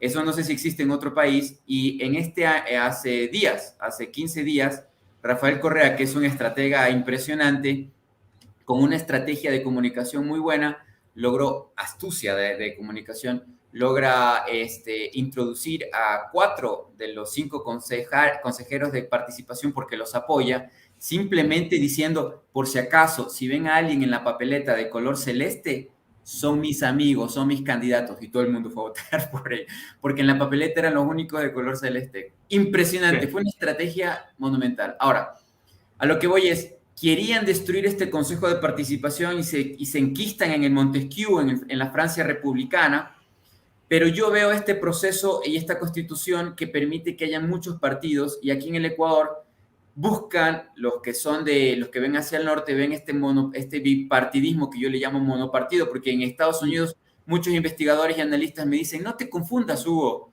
Demócratas y republicanos son la misma moneda, pero con las dos caras. Es lo mismo, hay solo un poder, es una monocracia. Bueno, le digo yo monocracia. Es un solo poder, no existe democracia en Estados Unidos. Ya llegué a esa conclusión yo ahora. Y en cambio en Ecuador, esta constitución permite, primero, que no existe lobby, es prohibido. Segundo, es el Estado el que te financia las campañas electorales. Si tú tienes las firmas suficientes, si tienes apoyo, tú puedes irte como candidato solo. En el caso de Consejo de Participación, es el Estado el que te hace los spots publicitarios y te paga, te financia la campaña. Es algo nuevo, les falta muchísimo, hay corrupción de por medio, yo no puedo decir que no. De hecho, el Consejo de Participación, perdón, el Consejo Nacional Electoral no tiene la capacidad, y eso es un truco, para controlar el gasto electoral que por atrás hacen, porque Guillermo Lasso llega gastando 40 millones de dólares, no le hicieron control electoral de costo, pero si hubiera realmente un control real y si hubieran leyes que solamente exigieran que la publicidad o el proselitismo se haga solamente en medios públicos, te fregaste. Y a eso van, yo creo que a eso van, porque también yo meto cuchara en eso acá en el Ecuador. Pero lo que voy es, estamos evolucionando muy rápido en América del Sur, pese a la bronca, pese al Plan Cóndor 2.0. Y pese a las reacciones. Entonces, estamos viendo la proliferación de candidaturas. Por ejemplo, en Quito, hace 4 años, yo participé, o sea, mi compañía, mi empresa tuvo un candidato ahí, nos contrataron para hacer una campaña electoral y habían 18 candidatos, estimado profesor, 18 candidatos para la alcaldía de la capital del Ecuador. Y muchos salían a decir, esto es un chiste, es un circo, esto es una fanfarria, ¿cómo puede ser? Debe haber solo 2 candidatos o 3 candidatos. Antes existían ciertamente pocos candidatos, todos de derecha. Ahora tienes derecha, izquierda, centroizquierda, indigenistas, comunitaristas, feministas, animalistas, lo que usted quiera, el partido que usted quiera, existe ahora. Claro, el Estado tiene que gastar más en eso, pero yo le veo eso como una explosión de participación ciudadana, como se llama el Consejo de Participación. Sin ahora, participar. ¿Cómo le ve usted esto en el resto del planeta y si existe algo parecido? Porque a mí me parece, yo no participé en la constituyente del 2008, no tengo la menor idea cómo lo hicieron, de hecho. ¿Y cuál fue el proceso de inventarse este quinto poder, no? Y también hay otro poder que hay que regular, que es el de la comunicación, el de los medios hegemónicos. Hemos hablado mucho sobre eso. Sí, exactamente. Y aparece como regulación, están tratando de libertinaje, o minar la democracia con un Estado absolutista, etc. Es justamente lo contrario. No existe democracia si no hay participación. Cuanto más participación, más democracia. Uno puede decir, bueno, se equivocan terriblemente. Bueno, pero si estamos de acuerdo con la democracia, que tiene que haber participación. Cero participación o sin participación, olvídese de la democracia. Imagínese, profe, lo que estamos hablando es, como mencionaba la tapa del libro, de plutocracia, es decir, el poder del dinero o del dinero concentrado. Ahora, el tema de la democracia, que siempre se nos vendió como de Estados Unidos. Solamente un paréntesis, profe, solamente un paréntesis dentro de este diálogo que apasiona. Dale. No libertad para participación. En Bolivia a Evo le prohibieron como por todos los medios no participar. A Correa le pusieron juicios para no participar y destruyeron su partido. O sea, hablan de democracia desde la embajada, pero dicen en un papel, a no me lo dejas participar. Sí, entonces, bueno, ¿de qué estamos hablando? Es lo que insistimos incluso acá en Florida. Los libertarios son el campeón de la libertad, pero cuando llegan al poder empiezan a prohibir. Acá se han prohibido libros, se han prohibido hasta lenguaje, formas de hablar, etc. Prohibir. En América Latina la misma historia. Las consecuencias de la plutocracia, una plutocracia que está destruyendo el planeta, la ecología, pero también las democracias. Ahora, el concepto de democracia como una herencia de Estados Unidos, el ejemplo de Estados Unidos y de Europa, fue justamente lo contrario. En Europa precisamente eran los campeones del absolutismo y los campeones de las guerras, obviamente. En el caso de Estados Unidos, Benjamin Franklin, incluso en los 1750-51, reconocía la Confederación Iroqués al norte de Nueva York, que era una confederación bastante democrática, pero no por décadas, por muchos siglos. Y podemos ver que muchos otros pueblos primitivos, especialmente en América Latina, lo sabemos, resolvían muchas cosas. Había un jefe, había un líder. Muchas veces eran matriarcados, pero generalmente el jefe era hombre por un tema de defensa, etc. pero las decisiones se tomaban en asamblea. Es decir, los pueblos originarios, incluso en muchas partes de África, con el Ubuntu, diferentes filosofías de no violencia, más al norte, lo que hoy es Ghana, etc., eran mucho más participativos e incluso más abiertos a los extranjeros. En muchos casos, la Confederación de las 6 Naciones Indígenas en Estados Unidos eran muy diversas, aceptaban a gente de otras comunidades. Lo mismo en muchas otras partes. Y Benjamin Franklin no quiso ni siquiera, esa es mi hipótesis, ahí ya paso de los hechos a la hipótesis, no lo mencionó, es un hecho, al ejemplo indígena, simplemente dijo, ¿cómo puede ser que los salvajes ignorantes hayan logrado una confederación y nosotros no podremos? Eso es lo único que mencionó, pero no mencionó de que la democracia, supuesto modelo de democracia estadounidense, estaba en gran medida, tenía un antecedente. Y si algunas tribus como el Cherokee tuvieron algún esclavo, fue copiando el ejemplo del sistema esclavista estadounidense. Pero a lo largo del mundo, lo que llamamos países subdesarrollados, pobres, plagados de dictadura, tuvieron una cultura opuesta. Y tú mencionas Bolivia, podemos recordar, solo un ejemplo, las asambleas de aquel pequeño periodo de 1970-71 de JJ Torres en Bolivia. Qué horrible, ¿cómo puede ser que hayan dado poder a las asambleas de trabajadores que discutían, etcétera? Pero son ejemplos que se fueron aplastados completamente, de una forma muy rápida, por obvias razones. Se estaba poniendo en cuestionamiento, primero, los intereses de las grandes corporaciones. Segundo, la posibilidad de decidir las corporaciones sobre los destinos de los países. Es decir, países demasiado independentistas, no importaba si fueran socialistas o capitalistas. El problema, cada vez, si vemos ejemplos, cada vez que sugirieron independencia, fueron un problema y fueron aplastadas. Ahora, el tema de participación, hemos hablado sobre los medios muchas veces, que por simplemente proponer algo práctico, cuando los medios y las grandes corporaciones, incluso Delano Roosevelt lo dijo, cuando las corporaciones crecen más allá de un punto insoportable, son una amenaza para la democracia, y nadie dice que Roosevelt, no Theodore Roosevelt, pero Franklin Delano Roosevelt era un dictador, y a pesar de que fue presidente 4 veces, no, esos son latinoamericanos. Pero desde el punto de vista práctico, si no se ponen limitaciones, ¿cómo limitar? Bueno, una forma es tener consejos elegidos por el pueblo de auditoría y de participación en las super medios, como grandes medios de comunicación, como grandes redes sociales. Alguien podrá decir, no, porque es propiedad privada, tengo derecho a hacer lo que quiera. Sí, pero no con un país entero, no con el mundo entero. Es decir, usted tiene un poder que sobrepasa el poder político de cualquiera, y eso se convierte en una dictadura si no tiene un control popular. Eso es fundamental. Otro elemento es el tema de las elecciones. También lo hemos mencionado y tú también lo acabas de mencionar. No es posible que no hayan límites. Incluso, tal vez, en una forma más radical, habría que eliminar las donaciones de las corporaciones. Acá en Estados Unidos se hizo lo contrario. En el 2010, cuando la población estaba en contra de levantar el techo de donación, hubo varios movimientos, algunos sin ONGs o de ese tipo de cosas, simplemente por la libertad. Recordemos, como el tema que decíamos antes, el pensamiento de derecha fascista es muy simplista, necesita clichés muy simples, luchamos por la libertad, etcétera, etcétera, cuando están haciendo lo contrario. Esos movimientos lograron presionar, e incluso la Suprema Corte, anuló esos topes, diciendo de que ponerle límite a los millonarios, a las corporaciones, en donación a los políticos, era atentar contra la libertad de expresión de las corporaciones. Y que el concepto de corporación como persona, incluso también otro momento de la Corte a principios del siglo XX lo establece. Es decir, son momentos en que se fueron, si hubo indicios de democracia efectiva en Estados Unidos, fueron permanentemente socavados y limitados por decisiones de la Corte, ni siquiera de los congresos, y por el complot de los medios, que en sus orígenes fueron todos, crearon muchas guerras, como la guerra contra España en 1898 para secuestrar la revolución cubana, etc.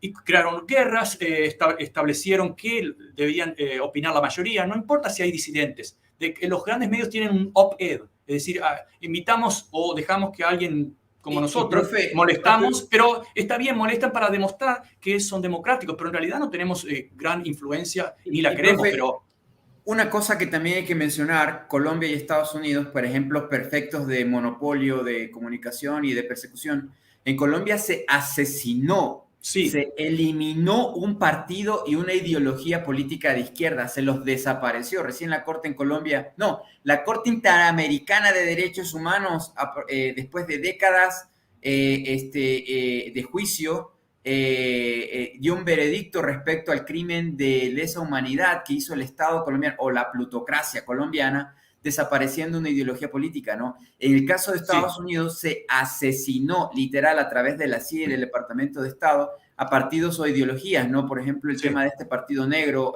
comunista y a estos sí. líderes que fueron literal en sus lugares de donde se concentraban asesinados. Se hacen muchas películas y videos en Netflix y otras cosas del movimiento feminista, del movimiento LGTBQ, o sea, de minorías, o perdón, las mujeres no son minoría, pero de que supuestamente las personas, para dar esta fantasía de que en Estados Unidos las personas que lucharon por los derechos civiles llegaron a viejos Como y Martin pueden ver Luther el King. fruto de su lucha, pero no, en Estados Unidos hay ideología que ha sido perseguida y asesinada y Sí, enterrada bajo metros y metros de tierra. sí, Solamente hay una tendencia de derecha que tiene dos nombres, republicanos o demócratas, ambos son imperialistas, ambos son invasivos, ambos son guerreristas. Es la misma historia, solamente que hay una telenovela en la que se inventan los medios de comunicación que se pelean entre Biden y Trump y se pelean y se pelean y se sí. pelean. Pero de Además, ahí es lo mismo. a Martin Luther King lo han azucarado, como dirían acá. Lo han neutralizado. Él era socialista, estaba contra la guerra, y así muchos otros. El FBI lo persiguió, como a muchos otros líderes. E incluso la muerte de Malcolm X, últimamente se ha mostrado que en realidad el FBI estaba detrás, aunque no participa directamente, deja hacer cuando sabe que puede ocurrir algo que les conviene. Y fueron asesinados y así sucesivamente. En Secreto a 1950, voces. sí, en 1954 se ilegaliza el Partido Comunista en Estados Unidos, pero no se legalizó el nazismo. De hecho, estuvieron a punto de hacer un golpe de Estado en Washington un poco antes, porque el nazismo era muy popular en la la clase empresarial, en casi todos. Sobre todo en los mogules de los medios y de las grandes empresas. Ya hablamos de esto, ¿verdad? Desde Henry Ford a todas las grandes corporaciones, con algunas excepciones, como Carnegie, Andrew Carnegie, que era un millonario bastante decente, por lo menos un millonario con corazón, pero en fin, esos son excepciones. No es parte del sistema. Eso es algo muy común y bueno, los medios del gobierno tiene una ideología muy clara. Entonces, cuando se habla de la libertad y eliminar el gobierno, o perdón, de reducir el gobierno, ¿por qué? Porque reducir aquellas partes como servicios de seguridad social, de salud, que podrían darle a la mayoría de las personas una cierta seguridad existencial y, por lo tanto, cierto tiempo para pensar y, por lo tanto, cierto tiempo para criticar sin tener miedo de ser expulsados de su trabajo. Por eso soy tan partidario del salario universal. Por esa misma razón, es mucho más democratizador y más productivo a la larga. Pero bueno, no, la idea es mantener toda la población que está sufriendo en una situación de precariedad, mientras el gobierno, de aquellos que están a favor del no gobierno, actúan permanentemente. En Estados Unidos, de forma ideológica, claramente, las grandes corporaciones están en el gobierno escribiendo las leyes. Los gobiernos invaden otros países para mantener los recursos. Pero, ¿qué capitalismo libre de gobierno? Si el capitalismo se fundó en gran medida por la esclavitud, en gran medida por los abusos de Inglaterra y de Europa en África y en Asia, se refundó, se sostuvo y se sigue sosteniendo por las fuerzas de los gobiernos. Y ahí vuelvo a la anécdota de Berlín, de Irlanda que contaba. Para que Argentina fuera como Estados Unidos, no solamente tendría que hacer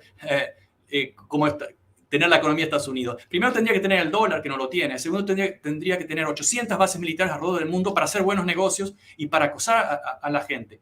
Entonces, no hablemos de libertad y de ausencia de gobierno, que el gobierno es responsable de que no seamos libres. Es cierto, en gran medida, son responsables de que los de abajo no sean libres, no de que los empresarios no sean libres, porque los empresarios son los primeros beneficiados de todos los gobiernos. Y cuando alguien propone una mínima redistribución, son demonizados como alguien que, ¿por qué no te vas a Cuba? ¿Por qué no te vas a Venezuela? Pero si Cuba y Venezuela están destruidas. Si tú tanto amas el capitalismo, tuve una conversación con un argentino. ¿Por qué no te vienes a Estados Unidos? Porque no puedo, me gustaría. Claro, no puedo porque acá en Estados Unidos no te quieren. No tienes $500,000 para venir cuando quieras como debería. No tienes tal vez un título universitario que te facilitaría algunas cosas. No puedes. No es Argentina que te está impidiendo venir, sino que es este país que no te quiere acá. Como no quiere a los pobres, los demonios. En realidad los necesita y los explota, pero no los quieren en su... Pero los 40.000 millones y los más de 10.000 millones que también se emitieron en bonos se iban directamente hacia la Argentina para destruir sus finanzas. Y ahí, absolutamente. 50.000 millones. Exacto. Y allí es donde, para ir concluyendo, donde viene ese doble, ese engaño, ¿no? Esa confusión, porque es una confusión sobre el tema de la democracia y sobre la sobre la soberanía que usted mencionó, respecto a que no tenemos la capacidad de entender los que gobiernan, que también debe haber soberanía monetaria, soberanía de decisiones como la tuvo Perón, como usted bien mencionó al comienzo de esta transmisión, para poder fortalecer sus monedas, etcétera, etcétera. Y hay países... La libertad no es... Perdón. Sí, una paréntesis bien breve. La libertad no es algo simplemente abstracto que, somos libres. Sí, para ser libres hay que tener una cuota de poder.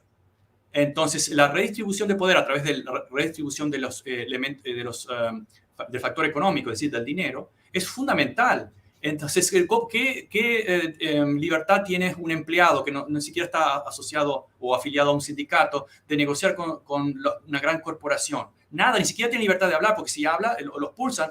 Estamos en un país libre, vete y búscate otro trabajo. Eso no es libertad ni es de país libre. Están siendo acosados por alguien que tiene el poder. Y los millonarios tienen sus propios sindicatos y hacen sus propias huelgas. Como escribimos hace unos años en un artículo en página 12, hacen huelga de capitales cuando se les canta.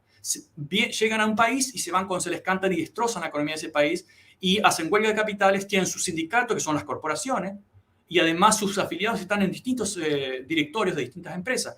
Empresas de comunicación, empresas de medios, empresas petroleras. Y si juntamos todo eso, vemos que el poder, desde los medios hasta las petroleras, hasta cualquier otro gran negocio, están en manos de unos pocos que no son visibles, no son los Elon Musk, no son los Steve Jobs, etcétera, que además, repito, no inventaron nada, simplemente se hicieron con los inventos que hicieron aquellos asalariados que inventaron computación, internet, GPS, las pantallas táctiles, etc. Y además tenemos que escuchar a alguien decir, si criticas el capitalismo, no lo estás haciendo a través de una computadora. Pero si las computadoras y todo, internet y todo lo demás, por no irnos a la antigua Persia que inventaron el algoritmo en el siglo VIII, algoritmi, todo fue creado, la gran mayoría, por recursos del pueblo que nunca recibió. Ellos eran inversores por los impuestos y nunca recibieron directamente ese beneficio. Alguien dirá, bueno, pero recibieron los inventos. Sí, bueno, también los millonarios pueden usar computadoras, pero ¿por qué tienen que acaparar 5 personas, acaparar el 50% de la riqueza de Estados Unidos? Si no inventaron nada. Lo único que inventaron fue cómo secuestrar lo que ya se había inventado antes. Y luego venderlo como que fueron ellos los creadores de ese nuevo mundo. Algo absolutamente ridículo. Pero así funciona la propaganda, a través de elementos simples, muy simples, y desde los medios que están en manos, no del pueblo, otra vez, sino de 4 o 5 que nadie votó a esa gente y tienen el derecho absoluto ya no solo de administrar sus propias empresas, mega empresas. No estoy hablando de pequeñas empresas, que el pequeño empresario está en relación con su empleado muchas veces, son parte de la misma clase, ¿no? No me refiero a la pequeña empresa, me refiero a las corporaciones que son capaces de presionar para que otros países dicten leyes, para que sus propios países dicten sus leyes y luego quejarse de que los gobiernos no los dejan ser más exitosos de lo que son. Pero es de manual, es algo absolutamente ridículo. Pero el pequeño empresario. El pequeño empresario de Estados Unidos que vive engañado y que sí regala su comida, sus camisetas, su ropa a los soldados que van a morir en otras guerras de los Estados Unidos. Hay una senadora de Hawái, Tulsi Gabbard, me parece se pronuncia su apellido, que en los últimos días ha hecho bastante declaraciones con esto también de que el Nord Stream 2 fue reventado por Estados Unidos, Reino Unido y por Noruega. Hubo una investigación incluso a finales de 2021, antes de la guerra, Exacto. Según esa investigación, ya había conversaciones de la CIA para explotar el Y los tres gasoducto. países que se benefician del mercado europeo o que quisieran tener Sí, o que tienen ahora el monopolio del gas en Europa, Estados Unidos, Noruega y el Reino Unido serían los implicados dentro de esto. Pero a lo que iba con esta señora, esta congresista, senadora Tulsi Gabbard de Hawái, me pareció muy interesante porque en varios diálogos que ella ha tenido en medios de comunicación en Estados Unidos menciona y dice que cuando tú entras al Congreso de Estados Unidos, tú no tienes libertad, tú entras en una especie de circo, ella es independiente, por cierto, para el sí, público del mundo hay que mencionar quién es ella. Ella era senadora representante demócrata, pero se desafilia del partido, después de ganar las últimas elecciones de ella, del partido demócrata, que también eso llama la atención, es independiente ahora, y ella menciona todo lo que hemos hablado en esta hora, todo lo que hemos dicho lo dice en sus propias palabras, pero ajá, también dice que la corporatocracia dentro del Congreso de Estados Unidos es tal que tú no tienes acción de poder moverte y lo único que hacen la mayoría de senadores y representantes que son elegidos cada 2 años en Estados Unidos es trabajar para el lobismo de recaudar dinero sí, para el partido. Prácticamente exacto, es una especie de prostitución sí, y que realmente a la interna todo es corrupción y que no hay forma de poder llevar a cabo políticas o propuestas para que mejore la vida de los estadounidenses. Entonces, esta plutocracia que usted bien la menciona, este capitalismo imperialista republicano que se vive en Estados Unidos, ¿tendrá salida, profe? ¿Será que todos nos vamos al paisito o nos vamos a la Patagonia? el, ¿O, el, eh, o cuál es la salida usted como académico y que vive en Estados sí. Unidos? Hemos reflexionado mucho sobre eso. Siempre es difícil predecir el futuro, pero si consideramos que estamos en una carrera loca desesperada hacia el fondo, en cuestiones ambientales, en cuestiones de diferencias sociales, es insostenible. Hemos dicho varias veces, podemos inflar un globo indefinidamente, pero no infinitamente. Llega un momento que explota. Y mientras alguien esté en el poder y beneficiándose de eso y no les importa qué va a pasar con sus hijos o nietos o quién sabe cuándo, tampoco sabemos el momento. Pero yo creo que la alternativa, una de las alternativas van a ser, y lamentablemente luego de una crisis, porque los cambios generalmente se materializan luego de grandes crisis, sería mejor que hubiese un cambio progresivo, menos traumático, pero la historia no es muy positiva en ese aspecto. Bueno, será volver a muchos sistemas de economías cooperativos. Existen empresas cooperativas como Mondragón, como en Más Jackson, bien parecería que están Mississippi. soñando de que vengan las bombas nucleares de Rusia para que acabe todo y digan, no nos descubrieron que nos equivocamos y que engañamos. Parecería, me parece, o sea, quieren no caer tanto en el dedo de escarnio de que el público diga por qué nos engañaron, que preferirían 1000 veces que acabaran con Estados Unidos otro No, país. no creo que les importe eso. Muchos ni siquiera conocemos sus nombres, la mayoría no conocemos sus nombres. No les importa, es el momento. También es la mentalidad del hombre de negocios y de las empresas. Ninguna empresa nunca, por algo nunca invirtieron en los avances tecnológicos que tenemos hoy. Ninguna invirtió en, por ejemplo, Boeing, la gran empresa, ya eso se ha mencionado, de Estados Unidos, era totalmente imposible de desarrollar. El gobierno estadounidense pone el 90% del capital, lo desarrolla y después se los da a los privados. Lo mismo Internet, la robótica, imposible Apple. la robótica, aquí tenemos una paradoja muy interesante, y se me está yendo el tiempo porque media hora tengo que ir a una clase, pero es una paradoja muy interesante que se repite a lo largo del siglo XX. La robótica, por ejemplo, fue imposible de desarrollar por ninguna empresa privada. ¿Por qué? Porque las empresas, incluso las millonarias corporaciones, quieren retornos a mediano o corto plazo. Ninguna va a invertir a largo plazo, es decir, voy a recoger ganancias dentro de 40 años. Ninguna, imposible, no les interesa. Es la mentalidad y la cultura de la empresa privada. Entonces lo hizo el gobierno de Estados Unidos con dinero de los estadounidenses y al mismo tiempo de otros países que fueron extraídos en distintas formas, como la impresión de dólares, etc.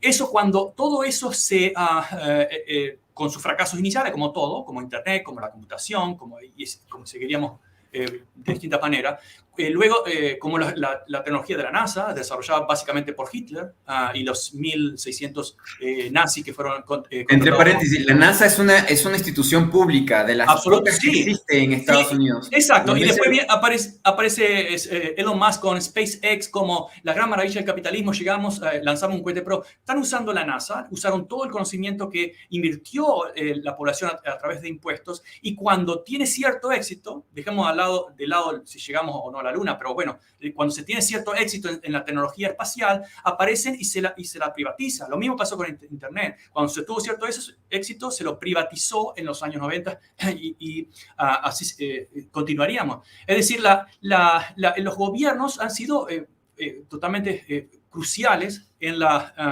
el desarrollo de todas las grandes tecnologías y todas las grandes empresas. Ahora, la mentalidad del empresario, la cultura de la empresa privada, que aparte de ser una tiranía absoluta, eso no tiene discusión, no es una democracia en ninguno de los aspectos, y además crece tanto que son feudos interiores. Por algo, un libro anterior era del neomedievalismo. La mentalidad es dinero ahora o mañana, pero no mucho más. Entonces, si tenemos que destruir el planeta, tú decías que, bueno, estarían preocupados de que lo descubrieran. No les interesa. Quieren resultados inmediatos porque esa es la cultura de la gran empresa privada. Y repito, no de la pequeña empresa privada porque todavía está a una escala humana. Pero la gran empresa privada es, destruimos, ¿qué importa si destruimos las Amazonas? ¿Qué importa si se contaminan los ríos en Ecuador o en México? ¿Qué importa si matamos 10 millones de africanos solamente en el Congo durante pocos años? ¿Qué importa si matamos 164 millones de indios y bangladeses en apenas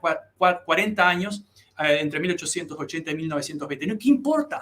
Si la cultura es beneficio ya, ahora y mañana, ¿quién importa? Estaremos todos muertos, según esa mentalidad. Y la paradoja es que muchos de ellos son religiosos. ¿Qué importa si vendemos una vacuna que no te cura de nada, pero ganamos 15.000 millones de dólares solo en Europa, Pfizer, con corrupción y otro tipo de cosas? Billones ¿Qué de importa dólares si trae consecuencias a futuro? ¿Qué importa?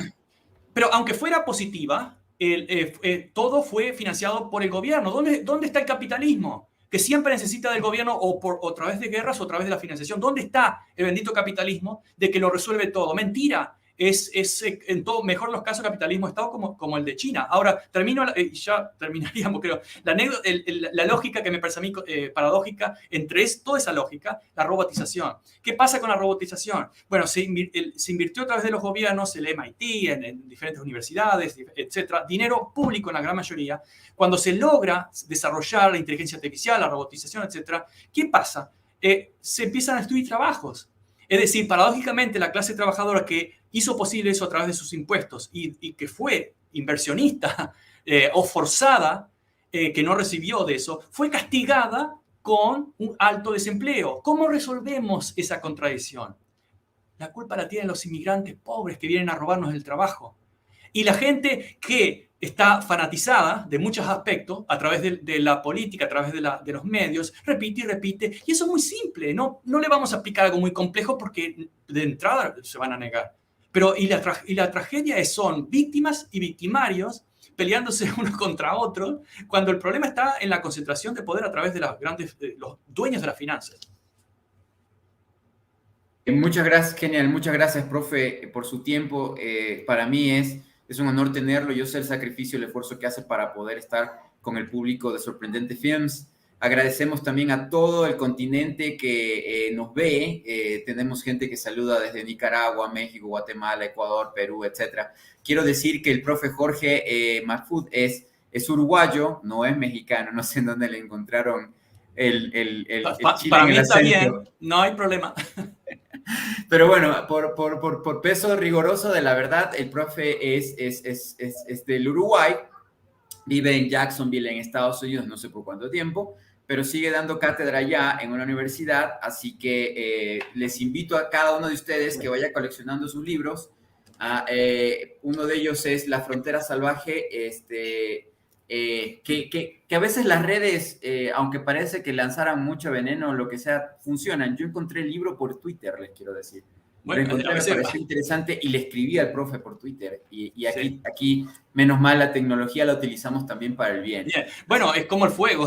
El problema es como la prensa. Recuerden, la prensa fue un medio de democratización de la información, pero el problema es que fue secuestrado inmediatamente en el siglo XIX. Internet lo mismo, la radio, la Totalmente. televisión, etc. Simplemente un comentario final. Tú dijiste no sé hasta cuándo. Quiero recordarle a aquellos que cuando se molestan empiezan a hablar de la vida privada, ¿sí? No sé, lo que le falta es hablar de mi esposa o de mi salud o mi vida sexual para argumentar en contra. Que yo, como muchos otros, somos asalariados. Los asalariados vamos donde está el trabajo. Si fuéramos capitalistas, nos quedaríamos cómodos en nuestros países o elegiríamos otro país donde se nos antoja. Entonces, cuando alguien dice, ¿por qué no te vas a vivir Un yate en el Caribe o en las Sí, islas claro, griegas. pero es muy fácil si tú eres real capitalista. No estoy diciendo los que creen en el capitalista, en el capitalismo, que son la mayoría. Estoy diciendo si sos o somos reales capitalistas, elegimos dónde vivir. Si somos asalariados, no es tan fácil. De hecho, nadie elige el barrio ahí en Quito. ¿Cuántos eligen el barrio? Bueno, algunos que tienen alguna posibilidad intentan un barrio un poquito mejor. Pero eso depende de las posibilidades del momento del asalariado. Si el trabajo está en otro lugar o si no tiene dinero suficiente, va a ir a un barrio que tal vez no quiere. Entonces, ¿qué importa eso en cuanto a las ideas que realmente importan? ¿Por qué demonizar y castigar a aquellos que realmente la están luchando para sobrevivir? Porque no viven de mover sus capitales como conozco a muchos. Yo conozco muchos millonarios, he estado en casa de millonarios y sé más o menos cuáles son sus amigos. Ellos sí que tienen cierta Profe, libertad. Y profe, paradójicamente ninguno de ellos me cuestionó por qué vivo y yo le donde comento, vivo. usted que comenta algo personal suyo, yo le comento algo personal mío. Cuando fue el 19 y yo pensé que iba a arder muchas cosas y que también podían venir por mí, yo hablé con mi esposa, con mi señora, y yo dije, tenemos que sacar visas para diferentes lugares porque tenemos que salir corriendo en algún momento y necesitamos poder subirnos a un avión. Estamos en medio de una protoguerra y esto se puede complicar. Menos mal, solo se quedó en las cárceles y aunque la explosión puede venir, de todas maneras, yo en el 19 sentí mucha preocupación y nosotros tenemos visa para Estados Unidos, hasta mi hija de 3 años. Sí. Y también cada vez en cuando tratamos de sacar alguna para algún país europeo que nos permita tener algo más largo, porque estamos donde la seguridad nos permita existir también. Entonces, eso también para comentarlo, al igual que lo que usted menciona. Sí. ¿Por qué no te vas a Cuba? ¿Por qué te vas a Venezuela? ¿Por qué no te vas a Corea del Norte? Consígueme un trabajo. Yo durante la crisis, la crisis neoliberal, yo busqué mucha salida. Al principio tuve becas de Nueva Zelanda, etcétera. Decidimos con mi esposa iniciar, como éramos jóvenes arquitectos, que íbamos a seguir intentando Uruguay. No fue posible. Me invitaron a Estados Unidos muchas veces por mis libros. Dijimos que no. Yo dije que no. Y al final terminamos aceptando. Pero la gente va donde puede. Cuando es asalariada, repito, todos tenemos una familia que cuidar. Me parece bastante cobarde cuestionar eso y distraer la atención de temas que realmente importan. Sí, sí. Muchas gracias, profe, por su tiempo. Y sí, esas salidas, esos escapes son cuando ya no tienen recursos para dónde ir.